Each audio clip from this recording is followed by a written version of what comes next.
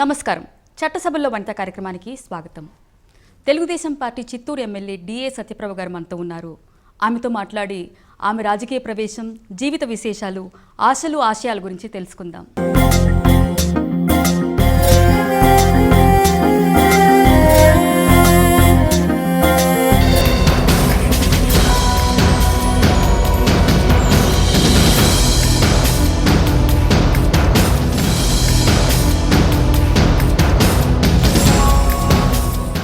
నమస్కారం సత్యప్రభ గారు. నమస్తే. చట్టసభలో వనిత కార్యక్రమానికి స్వాగతం అండి. తొలిసారిగా కొత్త రాష్ట్రంలో ఎమ్మెల్యేగా ఎన్నికైనందుకు ముందుగా వనిత టీవీ తరఫున మీకు శుభాకాంక్షలు. నమస్తే. మీ బాల్యం గురించి చెప్తారా? మాకు బాల్యం, నేను బెంగళూరులో పుట్టాను.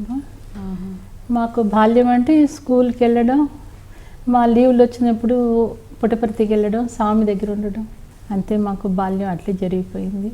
మీరు పెళ్ళయ్యారు బెంగళూరులోనే చదువుకున్నాను. నేను పియూసీ, అప్పుడు పియూసీ ఉండింది, 67 అట్లా చదువుకున్నాను. స్వామి వాతావరణంలో పెరిగాం కాబట్టి మాకు ఇంకా అదర్ ఎంటర్టైన్మెంట్స్ అంతా ఏమీ లేదు. అంటే మీరు చదువుకున్నది పుట్టపర్తి లేదు, బెంగళూరులో చదువుకుంటా ఉన్నవాళ్ళు ఇంకా వెళ్తే ఇంకా పుట్టపర్తికి హాలిడేస్కి 2 నెలలు సెలవుల్లో అక్కడ గడిపేవాళ్ళం ఎక్కువ. సో భక్తి, ఆధ్యాత్మిక భావాలు ఎక్కువ ఉన్నాయి. స్వామి నేర్పిన పాఠాలు మాకు జీవితానికి పునాది అయింది. దానివల్లే ఆదికేశవులు గారు కూడా పెళ్ళైన తర్వాత చాలా మార్పు వచ్చింది. ఆయన కూడా ప్రజల్లో ఈ వాటర్ స్పందించడం, విద్యాభ్యాసానికి తోడ్పడాలి, అందరికీ సహాయం అందించాలి అని ఆయన ముందుకు రావడం, ఇదంతా జరిగింది. దీనికి స్పందించిన ఇప్పటి ముఖ్యమంత్రి చంద్రబాబు నాయుడు గారు కూడా టీడీపీ పార్టీకి ఆయన పిలుచుకోవడం జరిగింది. అలాగే ఆయనకు మాకు టీడీపీలో రంగప్రవేశం అయింది. మీరు అనుకున్నారా ఎప్పటికన్నా అంటే రాజకీయాల్లో వస్తాను అని అనుకున్నారా మీరు? నేను ఎప్పటికీ అనుకోలేదు. లాస్ట్ ఇయర్ ఈ టైం వరకు కూడా నేను అనుకోలేదు. పాలిటిక్స్ గురించి తెలుసు కానీ ఎలా ఉంటుంది ఏమి అనేసి, దాంట్లో నా ప్రవేశం ఉంటుంది, ప్రవేశించాల్సి వస్తుంది అని కూడా అనుకున్నా, దాన్ని కాదు. మీ రాజకీయ ప్రవేశం ఎలా జరిగింది చెప్తారా? నా రాజకీయ ప్రవేశం ఆదికేశవులు గారు రాజకీయంలో, ఆయన వెంగళరావు కాలంలో ఇంకా రాజకీయంలో ఉండేవాళ్ళు. ఆయన దూరమైన తర్వాత ఆయనకు కొన్ని కోరికలు అలాగే నిలిచిపోయేవి. దాంట్లో ముఖ్యమైనది చిత్తూరు ప్రజల దాహార్తి తీర్చాలి అని. మా చిత్తూరులో గత 27 సంవత్సరాలుగా మంచినీటి కొరత, అది ఒక డ్రౌట్ ఏరియాలాగా అయిపోయింది.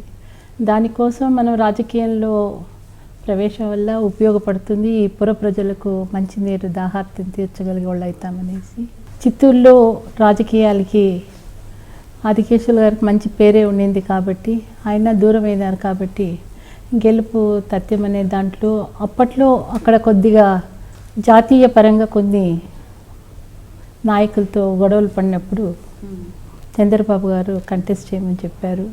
ఆయన ఆజ్ఞ ప్రకారం కంటెస్ట్ చేశారు. అంటే మీరు తొలిసారిగా బయటికి ప్రజల్లోకి రావడం ఇదే మొదటిసారి కదా? ఎలా ఉంది మీ అనుభవం ప్రజల్లోకి వెళ్ళినప్పుడు? రాజకీయ పరిచయము ఆదికేశవులు గారికి ఉన్న దానివల్ల ఎలా జరుగుతాయని అన్ని విషయాలు తెలుసు కాబట్టి, ప్రవేశమయ్యి ఎమ్మెల్యే అయిన తర్వాత కూడా నాకు దాంట్లో పెద్ద డిఫరెన్స్ లేదు. బట్ నేర్చుకున్నది మాత్రం కొన్ని ప్రాక్టికల్ చేంజెస్ నేర్చుకోవడానికి కూడా ప్రయత్నం చేస్తున్నాం. అంటే మీకు అంటే సులభంగా ఉండిందా ప్రజల దగ్గరికి వెళ్ళడం? ఎందుకంటే ఆల్రెడీ మీరు రాజకీయాల్లో మీకు అనుభవం ఉంది. ఇంతకుముందు ఆయన 2 సార్లు ఎంపీ కంటెస్ట్ చేసినప్పుడంతా చేస్తున్నాము కాబట్టి, బాబావారి ప్రోగ్రామ్స్కి అంతా వెళ్తూ ఉన్నాము, అక్కడ చేస్తున్నాము కాబట్టి ప్రజల్లో టచ్ ఉండింది కాబట్టి అంత పెద్ద డిఫికల్ట్గా అనిపించలేదు. ప్రచారంలో వెళ్ళినప్పుడు ప్రజల దగ్గరికి వెళ్ళి మాట్లాడటం కానీ, ప్రజలంటే అందరూ మా నియోజకవర్గం మా ప్రజలే కదా, ఇన్ని సంవత్సరాలుగా అక్కడే ఆయన పుట్టి పెరిగిన ఊరు, అక్కడే ఆ వాతావరణంలోనే మేము ఉన్నాం కాబట్టి ప్రతి ఒక్కరికి తెలుసు కాబట్టి పెద్ద తొందర ఏమీ లేదు. మీకు కొత్తగా ఏమనిపించలేదు ప్రజల దగ్గరికి వెళ్ళి మాట్లాడుతుంటే? లేదు, అందరూ మనవాళ్లే కదా, మన ఊరు ప్రజలు మనవాళ్లే కదా, అందరూ ఇంకా బాగా ముస్లిమ్స్, హిందువులు అందరూ కలిసి వచ్చారు. అంటే మీ ఎన్నికకు ప్లస్ పాయింట్ ఏమైందంటే ఆల్రెడీ ప్రజాసేవలో ఉన్నారు కాబట్టి మీ వారు, అది మీకు అడ్వాంటేజ్? అదే అడ్వాంటేజ్ అయిందండి. అందులో మన నాయకుడు ఒక సామర్థ్యము, దక్షత, కార్యదక్షత వల్ల కూడా ఈ గెలుపుకు కారణం అండి. ఎందుకంటే 20 సంవత్సరాలుగా అక్కడ ఒకే చక్రాధిపత్యం లాగా కాంగ్రెస్ వాళ్ళే ఉన్నారు. అందులో ఆదికేశవులు గారు ఉన్నప్పుడు ఎమ్మెల్యే 1 సీటు గెలుచుకున్న తర్వాత లేదు, అయినా కూడా అప్పుడు మున్సిపాలిటీ వాళ్ళకి వచ్చింది కాబట్టి వాళ్ళదే అధికతగా ఉండింది. ఇప్పుడు మేము చైర్మన్, మేయరు, ఎమ్మెల్యే అందరూ తెలుగుదేశం ఇంకా గెలిచాము. మా ఎంపీ గారు కూడా పార్లమెంట్కి చిత్తూరుని ఇంకా గెలిచినారు కాబట్టి ఇప్పుడు మేమందరూ తెలుగుదేశంలో అక్కడ ఉన్నాం. ప్రజలకి మీరు ఏం చేయదలుచుకున్నారు? ఇప్పుడు మీకు ఒక అవకాశం లభించింది కాబట్టి. మా ఊరు చాలా వెనక్కి ఉంటుందండి, చెప్పాను కదా ఇప్పుడు మీకు 20 సంవత్సరాలుగా వెనకాలగా ఉంది. నీళ్లు చాలా ఇబ్బంది, 1500 ఫీట్లు నీళ్ళు వస్తున్నది ఇప్పటికీ. ఇంకా ఏ పరిశ్రమలు రావాలన్నా ఏం రావాలన్నా కూడా జీవనాధారమైన నీరు మాకు ఫస్ట్ అందాలి. నీరు వచ్చే వరకు మేము ఏ పరిశ్రమలను కూడా అక్కడ ఆంధ్రప్రదేశ్ గవర్నమెంట్ని అడగలేము. నీరు వచ్చిన తర్వాతే మా ప్రయత్నాలన్నీ కొనసాగించాలి. అంతవరకు ఎడ్యుకేషన్ పరంగా మేము ముందుకు తీసుకోవడానికి ముఖ్యమంత్రి గారిని ప్రార్థిస్తున్నాము. ఆయన మా కోరిక మన్నిస్తారని ఆశిస్తున్నాము. విద్యాపరంగా ఎటువంటి ప్రణాళికలు ఉన్నాయండి? మా ఊరు విలేజ్లో పిల్లలు చాలా బాగా చదువుతారు. అంటే అక్కడ ఆధారమే ఇంకా చదువు ఒకటే ఆ పిల్లలకు. ఎందుకంటే వృద్ధులైన తల్లిదండ్రులు పిల్లలంతా పట్టణాలకు వెళ్ళిపోయారు. వాళ్ళంతా గ్రామాలను వదిలి పట్టణాల్లో పోయి సంపాదించి అక్కడికి ఇక్కడ పంపిస్తున్నారు. వీళ్ళ పిల్లల్ని ఇక్కడ టౌన్లో చదివించుకోవడానికి కష్టపడి వాళ్ళ అవ్వాతాతల దగ్గర ఎక్కువ మంది పిల్లలు చదువుకునేదానికి చిత్తూరుకు వస్తున్నారు. మన ప్రతిభా అవార్డులో కూడా మా శ్రీనివాస ట్రస్ట్ తరఫున ఒక స్కూల్ నడిపిస్తున్నాము. దాంట్లో 360 మంది పిల్లలు జూనియర్ ఇంటర్మీడియట్ పాస్ అయ్యారు. ఆ 360 మంది పిల్లల్లో 4 పిల్లలు ప్రతిభావంత పిల్లలుగా అవార్డు తెచ్చుకున్నారు. దీన్ని బట్టి మీరు అక్కడ విద్యకు పిల్లలు ఎంత ప్రాముఖ్యత ఇస్తారు అని తెలుసుకోవచ్చు. మా చిత్తూరు వరకునే 6 అవార్డులు వచ్చినాయి. అంటే మీ విద్యా సంస్థలు నిర్వహించేటువంటి అనుభవం ఉందా మీరు? ఉన్నాయండి, మాకు 21 ఇయర్స్ అయింది విద్యా సంస్థ స్టార్ట్ చేసి. ఆదికేశ్వర్ గారు ఉన్నప్పుడే స్టార్ట్ చేశారు. ఫస్ట్ బిగినింగ్ ఆయనకు ఒక అంబిషన్ ఉండేది, చిత్తూరులో విద్యా సంస్థలు లేవు, వాటిని విద్య నేర్పియాలి, ప్రతి ఒక్కరికి కనీసం ఒక 10th క్లాస్ వరకునే పిల్లలకు విద్య రావాలా అని. దానిపైన ఆయన వాళ్ళ తల్లిదండ్రుల పేర్లతో 1వ తరగతి నుంచి అంటే ఎల్కేజీ నుంచి 10th వరకు కనీస విద్యగా ఒక స్థాపన చేశారు, ఆర్కే విద్యాలయ అని. తర్వాత దాన్నే జూనియర్ కాలేజు, ఇంజనీరింగ్ కాలేజ్ లేదు, పిల్లలంతా బయట ఊరికి వెళ్తూ ఉన్నారు. మెడికల్ కాలేజ్ చదివించేంత వసతి మా ఊర్లో లేదు కాబట్టి తక్కువ స్థాయిలో ఉన్నవాళ్ళు పిల్లలు ఇంజనీరింగ్స్ అయితే వాళ్ళ జీవితాలంతా సుగమగా ఉంటాయని ఇంజనీరింగ్ కాలేజ్ మొట్టమొదట చిత్తూరుకి తెచ్చిన వారు వీళ్ళు. అలాగే మనం మళ్ళీ బెంగళూరు ఇంకా కూడా వచ్చి Vaidehi medical institute and research centre open చేసాము. ఇప్పటికీ 250 సీట్స్ ఉన్నాయి మా కాలేజ్లో. ఒక రోజుకి 3000 మంది పేషెంట్స్ వరకు వచ్చిపోతుంటారు. సో విద్యకు అత్యధిక ప్రాధాన్యత ఇవ్వాలనేది మీ లక్ష్యం. ప్రజల దగ్గరికి వెళ్ళినప్పుడు మీరు మర్చిపోలేని అనుభవాలు ఏమైనా ఉన్నాయి? మనం మనసులో ఏదనుకున్నామో వాళ్ళ దాహార్తి తీర్చాలా అని మనం వచ్చాము. వాళ్ళు ప్రతి ఒక్కరూ అడిగేది ఆరోగ్యాన్ని గురించి, నీళ్ళ గురించి అడుగుతున్నారు. ఎందుకంటే మాకు అది ఒక్కటి చాలా బాధాకరమైన విషయం మా ఊళ్ళో. ఎందుకంటే సాగు లేదు ఎక్కడాను, అన్ని ఫ్యాక్టరీస్ లేవు కాబట్టి అది చూస్తుంటే మనిషికి జీవనాధారమైన నీరు దొరకలేదంటే మనుషులు ఎంత కష్టపడాల్సి వస్తుంది అనే ఒక బాధ నిజ జీవితంలో మనం ప్రత్యక్షంగా వెళ్ళి పర్యవేక్షిస్తే మాత్రమే దాని అనుభూతి కలుగుతుంది. కానీ మనం ఎక్కడో కూర్చొని మాట్లాడుకుంటే అనుభూతి కలగదు. దళవాయి ఆదికేశవులు సత్యప్రభ జననం సెప్టెంబర్ 21, 1951. జన్మస్థలం బెంగళూరు. తల్లిదండ్రులు హెచ్కే చెంగమ్మ, ముని వెంకటస్వామి. విద్యార్హత PUC. వచ్చిన భాషలు తెలుగు, కన్నడ, తమిళం. వివాహం నవంబర్ 10, 1968లో జరిగింది. భర్త DK ఆదికేశవులు. సంతానం 3: శ్రీనివాస్, తేజేశ్వరి, కల్పజ. రాజకీయ ప్రవేశం 2014లో జరిగింది. శ్రీనివాస ట్రస్ట్కు చైర్మన్గా సేవలందిస్తున్నారు. చిత్తూరు శాసనసభ్యులుగా, అసెంబ్లీ ప్యానెల్ స్పీకర్గా, అసెంబ్లీ మహిళా శిశు సంక్షేమ కమిటీ సభ్యురాలిగా బాధ్యతలు నిర్వహిస్తున్నారు. చిత్తూరు ప్రజల దాహార్తి తీర్చి ఉన్నత విద్య, వైద్య సౌకర్యాలు కల్పించడమే తన ధ్యేయమంటారు.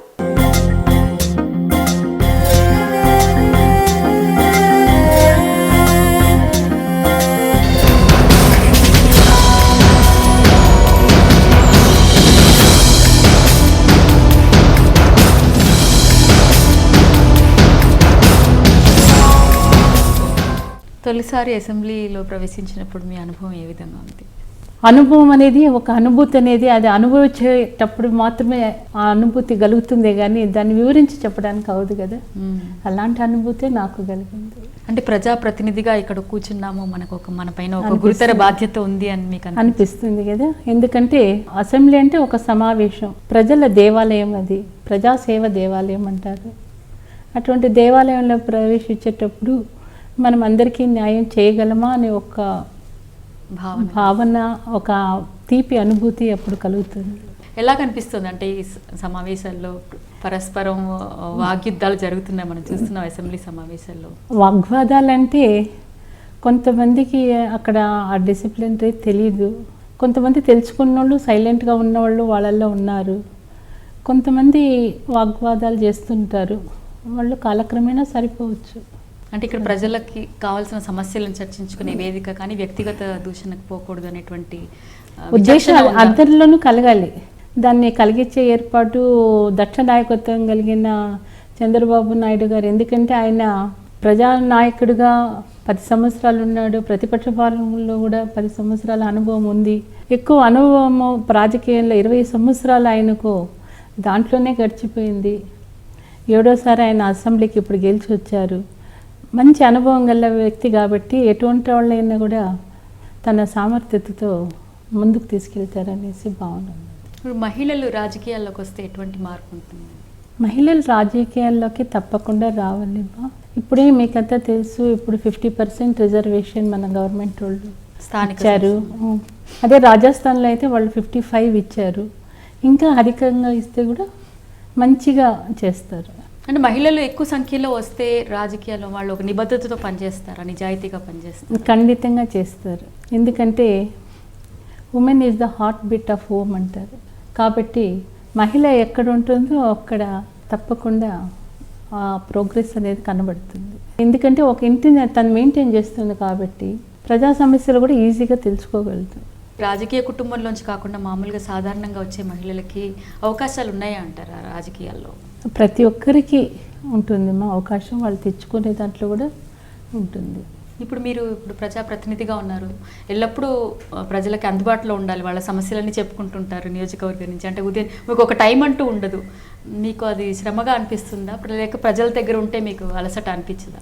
అంటే ప్రజలు మన సమస్య తీర్చుకోవాలి అని వాళ్ళు మనకు వచ్చినప్పుడు మొట్టమొదటిగా వాళ్ళ సమస్యలు మనం తీర్చేస్తాం, తర్వాత మన ఇంటిలో సమస్యలు, పిల్లలు, వాళ్ళని మనం చూసుకుంటాం. కాబట్టి రెండింటినీ టైం షెడ్యూల్ మనము సమకూర్చుకుంటే ఏది కష్టం అనిపించదు. సత్యప్రభ గారు, తెలుగుదేశం పార్టీలో మహిళలకు ఎటువంటి ఆదరణ ఉంది? తెలుగుదేశం పార్టీలో 1982లో మన ఇండియన్ దీంట్లో గవర్నమెంట్ వాళ్ళు ఈ డాక్రా లేడీస్ని గుర్తింపు చేసి ఫ్లాగ్ అంతం చేశారు. చేసిన దాన్ని ఎన్టీ రామారావు గారు 83 ఇంకా ఆయన తీసుకొచ్చారు. దాన్ని ముందు వచ్చిన వాళ్ళు మన చంద్రబాబు నాయుడు గారంలో దాన్ని విస్తృతంగా ఆయన ప్రచారానికి తీసుకొచ్చారు. అలాగే అంగన్వాడీ లేడీస్ని కూడా తీసుకొచ్చారు. ఇప్పుడు అభివృద్ధి అంటే ఆయన ఈ 7th టర్మ్ ముఖ్యమంత్రి అయిన వెంటనే ఆయన తొలి సంతకాన్ని రైతు రుణమాఫీ పైన పెడితే 2వ సంతకాన్ని వచ్చి డాక్రా లేడీస్ పైన పెట్టారు. అంటే డాక్రా లేడీస్ అంటే మీకు అక్కడికి ఆయన మహిళా అభివృద్ధి గురించి ఎంత ఆలోచిస్తున్నారు, ఎంత ఉన్నత భావాల్లో ఉన్న భావం మనకు అర్థమవుతుంది. డాక్రా లేడీస్లో ఆయన సంతకం పెట్టింది వాళ్ళ రుణమాఫీకే కాకుండా వాళ్ళకు ఎన్టీఆర్ క్యాంటీన్స్, ఇసుక రిచెస్, తర్వాత వాళ్ళకు సాంకేతిక పరిజ్ఞానాన్ని పెంచుకోవడానికి ఐప్యాడ్స్ ఇవ్వడం, ఇప్పుడు కడుతున్న కౌ హాస్టల్స్ మన గుజరాత్కి పోయి మన సీఎం గారు ఇన్వెస్టిగేషన్ చేసుకుని రమ్మన్నారు. ఆ కౌ హాస్టల్స్ ఇన్ఛార్జ్ కూడా ఈ డాక్రా మహిళలకే ఇవ్వాలి అనే నిర్ణయం తీసుకున్నారు. అదే కాకుండా గ్రామ స్థాయిలో 0 to 5 years డెత్స్ బేబీస్లో ఎక్కువగా ఉన్నాయనేసి ఆ పిల్లల్ని రక్షించుకోవాలి. వికలాంగులైన పిల్లలు మన ఇండియా అయినా కూడా మన రాష్ట్రమైనా కూడా ఎక్కడ కలగకూడదు అనే ఉద్దేశంతోనే ఆ ప్రెగ్నెన్సీ లేడీస్కి వాళ్ళకు బలవర్ధకమైన ఆహారాన్ని అందించడం, వాళ్ళని కాన్పులకు హాస్పిటల్ తీసుకెళ్ళి సరైన సమయంలో సక్రమమైన బిడ్డలు పుట్టే చర్యలను కూడా ఆయన తీసుకొని దాన్ని అన్నీ ముందు జాగ్రత్తగా అంగన్వాడీ వాళ్ళు, రోషని వాళ్ళు అందరూ నేను ఎంకరేజ్ చేసి మహిళాభివృద్ధి కార్యక్రమాన్ని ఈ రూపంగా ఆయన అభివృద్ధి పరుస్తున్నారు. అదే కాకుండా ఇప్పటికీ మనకు బీసీలో ఉన్న పిల్లలు ఆడపిల్లలు చదువుకునేకి విదేశాలకి రెడీ అయితే కూడా వాళ్ళని పంపించే స్కీమ్ కూడా ఇప్పుడు ప్రవేశపెట్టారు. ఇదన్నీ కాకుండా ఇంకా మన ఉత్తరప్రదేశ్ చీఫ్ మినిస్టర్ గారు ట్రైబల్ ఏరియాల్లో ఆయన 500 మంది స్టూడెంట్స్ని ట్రైనింగ్ ఇచ్చి పంపించారు. ట్రైబల్ ఏరియాల్లో ఉండే లేడీస్కి కూడాను ఒక అవగాహన అనేది లేదు, ప్రెగ్నెన్సీ టైంలో హెల్త్ గురించి వాళ్ళు కేర్ తీసుకోరు అనేసి. అదే మాదిరి మన ఆంధ్ర రాష్ట్రంలో కూడా వస్తే కూడా ఇంకా మహిళాభివృద్ధి చాలా బాగా జరుగుతుంది. ఆ మెడికల్ స్టూడెంట్స్ 500 మందితో కూడా నర్సెస్ని కూడా పంపించి వాళ్ళకంతా ఆరోగ్యపరంగా విలేజెస్లో ట్రైబల్ ఏరియాల్లో అన్ని గురించి మనము చెప్పినామంటే ఇంకా మహిళాభివృద్ధి బాగా జరుగుతుందని నా ఉద్దేశం. తెలుగుదేశం పార్టీ ప్రవేశపెట్టిన పథకాలన్నీ మహిళలకి ఆర్థికంగా బలం చేకూర్చేవని చాలా వరకు బలకూర్చుతాయి. డాక్రా లేడీస్ గుర్చింది, అంగన్వాడీ లేడీస్కిను అది సహాయపడుతున్నది. మొదలు 1982లో తెచ్చిన డాక్రాని ఆంధ్ర కంటే విస్తృతంగా మన టోటల్ ఇండియా పైన ఇంకెక్కడ కూడా అంత ప్రచారం జరగలేదు. ఇంత ఉపాధిని కూడా కల్పించిన రాష్ట్రం ఇంకేదీ లేదు. ప్రచారంలోకి వెళ్ళినప్పుడు, ప్రజల్లోకి వెళ్ళినప్పుడు మహిళా సాధికారతకు సంబంధించిన అంశాలు ఏమన్నా మీ ముందుకు వచ్చాయి?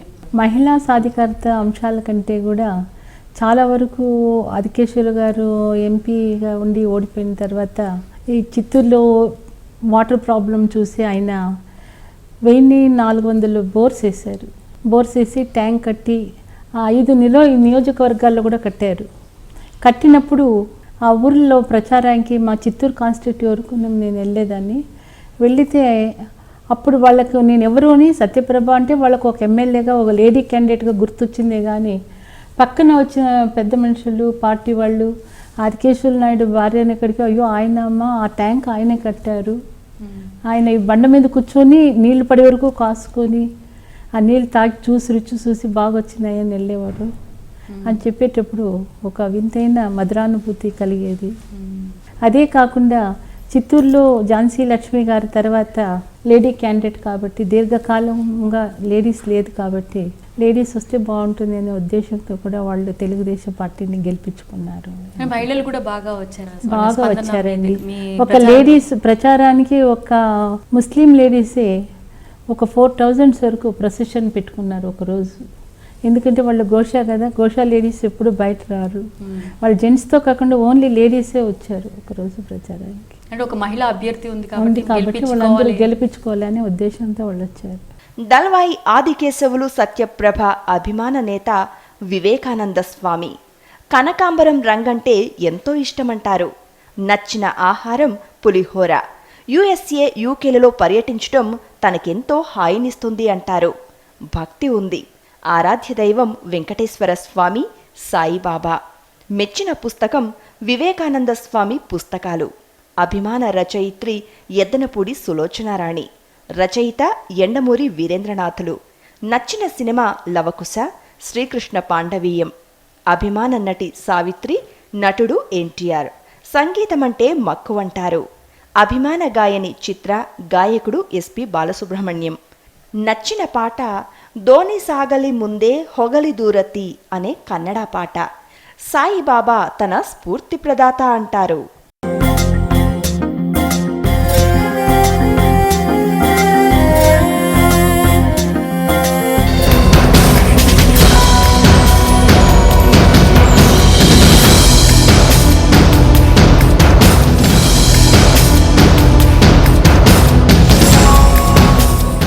సత్యప్రభు గారు, చాలామంది కొత్త వాళ్ళు రాజకీయాల్లోకి వస్తున్నారు మహిళలు. మీకు ఏమైనా తేడా కనిపిస్తుందా ఆ తరానికి ఈ తరానికి? చాలానే కనపడేదమ్మా. ఇప్పుడు కాలంలో మా అప్పుడు రాజకీయ నాయకులంటే కొంచెం హుందాగా చాలా నెమ్మదిగా అనిపించేవాళ్ళు రాజకీయ నాయకులు. ఇప్పట్లో కొంతమంది హుందాగా ప్రవర్తిస్తుంటే కూడా కొంతమంది కొంచెం ఈ కాలానికి తగినట్టు అనుగుణంగా కొంచెం ఎక్కువ యాక్టివ్గా ఓవర్ యాక్టివ్నెస్లో కనబడతారు. అది కొంచెం మన అసెంబ్లీ పద్ధతులకు విదూరంగా అనిపిస్తూ ఉంటాయి. దాంట్లో వాళ్ళ పద్ధతులు మార్చుకుంటే ముందు ఉన్న హుందాతనమే మన అసెంబ్లీకి కూడా వస్తుంది అని నేను అనుకుంటాను. అంటే అసెంబ్లీ సంప్రదాయాలు తప్పకుండా పాటించాలి. ఎందుకంటే ప్రజల్లో యావత్ మన ఇండియాకే కాకుండా త్రూఅవుట్ ద వరల్డ్ ఇక్కడ జరిగే న్యూస్ జరుగుతుంది కాబట్టి అక్కడ ఒక హుందాతనం అనేది అసెంబ్లీకి గౌరవం ఇవ్వడం, స్పీకర్ గౌరవం ఇవ్వడం అక్కడ హౌస్ లీడర్కి గౌరవం ఇవ్వడం అంతకంటే చాలా ముఖ్యం. కాబట్టి ఆ హుందాతనాన్ని ప్రతి ఒక్కరూ ఎంటర్ అయిన ప్రతి ఒక్కరూ సమస్యలు ఈ రోజు కాకుంటే రేపు పరిష్కరించుకోవచ్చు. కానీ అక్కడ హేళనగా మాట్లాడుకోవడం, ఒకరొకరు దూషించుకోవడం అవన్నీ ఆపుకుంటే ఆ హుందాతనం మనకు ఎత్తి కనబడుతుంది. కల్చర్ కనబడుతుంది అక్కడ. అంటే మనకున్న ఈ పదవికి మనం న్యాయం చేయాలి, భావన హుందాతనం ప్రతి ఒక్కరిలోకి రావాలి. మహిళలపై మనం చూస్తున్నాం నానాటికి గృహహింస పెరిగిపోతుంది, అత్యాచారాలు జరుగుతున్నాయి, మహిళలకి భద్రత లేకుండా పోతుంది. అవునమ్మా. దీనికి ఎటువంటి చర్యలు తీసుకోవాలండి? మహిళలకు మనము తల్లిదండ్రులు వాళ్ళకి కొంచెం ఒక సర్టన్ ఏజ్ కానీ ఆడపిల్లలకు వాళ్ళ జాగ్రత్తల్ని మనం నేర్పించాలి. ఇప్పుడే చెప్పాను, వాళ్ళకి సోషల్, ఎకనామిక్ అండ్ ఎడ్యుకేషన్గా వాళ్ళని మనము మంచిగా పోషించిన వాళ్ళమైతే వాళ్ళు పరిస్థితులను అర్థం చేసుకొని పోయే అవగాహన ఆ పిల్లల్లో కలుస్తుంది. అదే కాకుండా ఆడపిల్లల్ని మనము ఇంట్లో తాళం ఇచ్చేసి ఇంటి లాకర్కి, ఇంటి పనికి సంబంధించి కాకుండా వాళ్ళని బయట సభ్య సమాజంలో తిరిగేంత ధైర్యాన్ని, ప్రోత్సాహాన్ని మనం కలిగిస్తే వాళ్ళు ఒక కుటుంబాన్ని తీర్చిన వ్యక్తులుగా వాళ్ళు సమాజాన్ని కూడా తీర్చగలరు. మనం చూస్తూనే ఉన్నాము, మహిళలలో వచ్చి అన్ని రంగాల్లోనూ ధీటుగా ఉన్నారు. ఇప్పుడు నెపోలియన్ అంత పెద్ద ప్రెసిడెంట్ అయ్యాడంటే ఆయన తల్లి తీర్చిదిద్దింది. శివాజీ అయ్యాడంటే జిజియాబాయి ఒక ప్రోద్బలం అయింది. ఈ కాలానికి మదర్ తెరేసా ఒక్క లేడీ వల్ల మనము ఎంతోమంది అనాథులు ఈరోజు సేవ చేసి ఆమె వాళ్ళందరూ పైకి తెచ్చింది. అలాంటిది ఇప్పుడు కూడా మనకి ఇప్పటికి ఈ కాలానికి మహిళలు అన్ని రంగాల్లో రాణిస్తారంటే సునీత గారు పోయి అంతరిక్షంలో కొన్ని నెలలు గడిపేసి వచ్చి మన ఆడపిల్లల ధైర్యాన్ని, సాహసాన్ని నింపారు. కాబట్టి వాళ్ళు ఏందంటూ ఏమీ లేదు. కుటుంబం ఇంకానే ప్రారంభం కావాలి, కుటుంబం ఇంకా రావాలి, బయట సభ్య సమాజం కూడా వాళ్ళకి తోడ్పడాలి. దాంట్లో మన ఇండియన్ పోలీసు కూడా వాళ్ళకి రక్షణ కల్పించాలి. బిడ్డలకు, ఆడపిల్లలకి ఎప్పుడు మన రక్షణ అనేది కలిగిందో వాళ్ళు అప్పుడు వాళ్ళల్లో ఉన్న ప్రతిభ బయట వస్తుంది. అంటే ఎన్నో చట్టాలు వచ్చాయి, కొత్త చట్టాలు కూడా వచ్చాయి మహిళల కోసం, కానీ ఎక్కడో అమల్లో లోపం జరుగుతుందంటారా? అమల్లో పద్ధతుల్లో కూడా కొన్ని మార్పులు చేయాలి. ఇప్పుడు నేను చెప్పాను, ఉత్తరప్రదేశ్ మన సీఎం గారు స్టూడెంట్స్తో కూడా నర్సెస్ పంపించారు. అలాగే మన పోలీసు వాళ్ళు కూడా మన పిల్లలతో ప్రొటెక్షన్, వాళ్ళ సెక్యూరిటీ ఈ కాలంలో మనకి ఏది పెద్ద కష్టంగా అనిపించదు. ఎందుకంటే సీసీ కెమెరాస్ ఉన్నాయి, ప్రొటెక్షన్స్ ఉన్నాయి, వాళ్ళకి కావాల్సిన సెన్సార్స్, ఇన్ఫర్మేషన్స్ అన్నీ ఉన్నాయి. ఆ సాంకేతిక పరిజ్ఞానాన్ని బాగా యూజ్ చేసుకున్నామంటే ఆడపిల్లలకి ఎప్పుడు ప్రొటెక్షన్ వస్తుందో వాళ్ళకి ఆ ధైర్య సాహసాలు వాళ్ళ మనసులో ఇంకా విజృంభించి దేశ రక్షణకు దాన్ని డెవలప్ చేయడానికి వాళ్ళు అన్ని రంగాల్లో కూడా ముందుకు వస్తారు. మీరు ఇందాక చెప్పారు, ఆదికేశవ నాయుడు గారు ఎన్నో పథకాలు తీసుకొచ్చారు, తాగునీరు ఇచ్చారు, విద్యా బుద్ధులు చెప్పించారు అని. ఆయన అడుగుజాడల్లో మీరు నడవదలుచుకున్నారు. మీ ప్రజలకు ఎటువంటి న్యాయం చేయదలుచుకున్నారు? ఇప్పటికి కూడా మేము ఆయన అడుగుజాడల్లోనే నడుస్తున్నాము. మా కుటుంబం మొత్తం అదే కలుస్తాము. మాకు ఒక స్పెషల్ కిడ్, ఒక మనవరాలు ఉంటుంది, వైదేహి అని. ఆమె పేరులోనే సత్యసాయిబాబా గారు హాస్పిటల్ ఓపెన్ చేశారు, ఆయనే ఫౌండేషన్ వేశారు. ఈరోజు కూడా ఆ హాస్పిటల్లో 1200 పేషెంట్స్కి ఎవ్రీడే ఫ్రీ మెడికేషన్ అండ్ భోజనం పెట్టి వాళ్లకు లిబరల్ ట్రీట్మెంట్స్ ఇస్తుంటాము. 3000 మంది పేషెంట్స్ వస్తే వాళ్ళంతా కొంతమంది డబ్బు కట్టుకుంటారు. ఈ 1200 బెడ్స్ ఫుల్గా ఎక్విప్డ్గా ఉంటుంది. ఇప్పుడు అది బెంగళూరులో జరుగుతూనే ఉంటుంది. ఇక్కడ చిత్తూరులో కూడా ఆయన పేరులో ఆయన కాలం అయిన తర్వాత పిహెచ్సి సెంటర్ మొన్న డిసెంబర్ 30వ తేదీన సీఎం గారు ఓపెన్ చేశారు. ఇది రూరల్ వరకునే పరిమితం చేసి పెట్టాం. సీఎం గారి దగ్గర అంబులెన్స్ ఓపెన్ చేసి కనీసం ఏదైనా మా విలేజెస్లో ఏదైనా బర్న్స్ అయినా, ఎనీ యాక్సిడెంట్స్ అయినా దాన్ని కాపాడుకోవడానికి ఆ అంబులెన్స్ తీసుకెళ్ళి పిహెచ్సి సెంటర్లో వాళ్ళకు ఫస్ట్ ఎయిడ్ ఇచ్చి అక్కడి ఇంకా చిత్తూరు హాస్పిటల్ కానీ తిరుపతికి కానీ పంపించే సేవని ఇప్పుడు ఆరంభించాము. అదే మాదిరి మా చిత్తూరులో వెటనరీ హాస్పిటల్స్ చాలా బీద స్థితిలో ఉన్నాయంటే కొన్ని చోట్ల డాక్టర్స్ లేదు, కొన్ని చేతుల్లో బిల్డింగ్స్ మౌలిక సదుపాయాలు లేదు, బిల్డింగ్స్ సరిగా లేదు. కొన్ని చోట్లలో ఈ ఇబ్బందులంతా ఉండేదాని నుంచి ప్రజలు పాడిపోయిన, ఇప్పుడు మాకు పంటలు లేని దానివల్ల ఎక్కువ రైతులంతా మేకలు, ఆవులు ఈ మాదిరి పాడిపోయిన ఆధారపడిండారు. కాబట్టి వాళ్ళకు సహాయంగా ఉంటుందని వెటనరీ మొబైల్ ఒక వ్యాన్ ఇప్పుడు రెడీ చేసి విలేజెస్లో గ్రామాల్లోని అవర్స్ పైన పని చేసుకొని వస్తుంది. అట్లంటే ఇప్పుడు హాస్పిటల్స్ కట్టాలన్నా కూడా 1 year అవుతుంది. తక్కువ మందికి సదుపాయం ఇస్తాము. మొబైల్ సిస్టమ్స్లో అయితే ఒక రోజుకి 7-8 విలేజెస్లో అందరికీ అందుబాటులో ఉంటాయి. అందుబాటులో ఉంటుందని అలాగే చేసాము. ఆ మాదిరి ఆయన చూపిన దారిలోనే ఆ సేవా భావంతో వెళ్తున్నాను. మహిళలు ఏ రంగంలోనే రాణించాలంటే వాళ్ళకి మీరు ఇచ్చే సందేశం ఏంటి?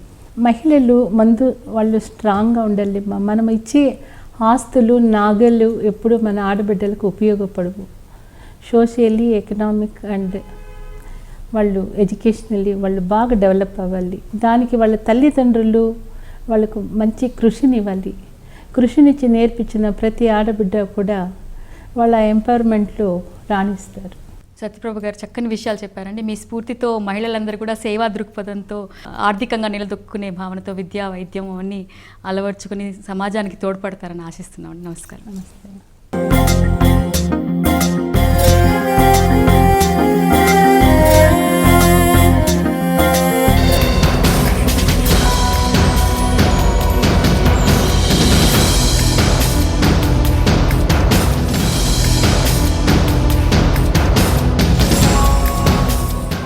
సత్యప్రభ గారు చెప్పిన చక్కని విషయాలు విన్నారు కదండి. చట్టసభలో వనితా కార్యక్రమంలో మరో వనితతో మళ్ళీ కలుసుకుందాం.